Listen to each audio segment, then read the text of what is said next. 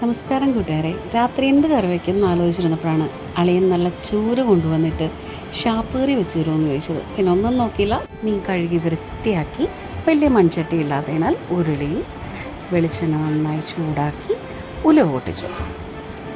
ഉലുവ പൊട്ടിക്കഴിഞ്ഞപ്പോൾ വെളുത്തുള്ളി ചതച്ചതും കറിവേപ്പിലയും കൂടെ ഇട്ട് മൂപ്പിച്ചു. അതിലേക്ക് ഉള്ളി ചതച്ചതും പച്ചമുളകും ഇഞ്ചി ചതച്ചതും എല്ലാം കൂടി ഇട്ട് വഴറ്റി ലേശം ഉപ്പിട്ട് കൊടുത്തു, പെട്ടെന്ന് വഴന്നു വരാൻ.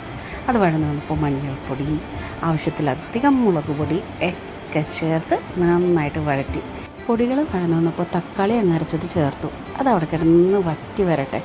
തൊട്ടുപുറത്ത് തിളച്ച വെള്ളത്തിൽ കുടംപുളി ഇട്ട് തിളപ്പിക്കുന്നുണ്ട്.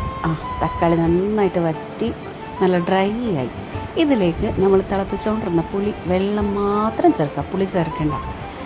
ഇനി ഒന്നും നോക്കണ്ട, ഈ വെള്ളത്തിലേക്ക് മീൻ കഷ്ണങ്ങൾ പെറുക്കിയിടുക. എല്ലാ മീൻ കഷ്ണങ്ങളും പെറുക്കിയിട്ട് കഴിയുമ്പോൾ ആവശ്യത്തിന് ഉപ്പിട്ട് മൂടി വെച്ചങ്ങ് തിളപ്പിക്കുക. മാക്സിമം ഒരു 20 മിനിറ്റ്. അത് കഴിയുമ്പോൾ ചട്ടിപ്പകുതി തുറന്ന് ഒരു 10 മിനിറ്റ് വെയിറ്റ് ചെയ്യുക. തീ ഓഫ് ചെയ്യുക. നമ്മുടെ മീൻ കറി റെഡിയായി. Thank you.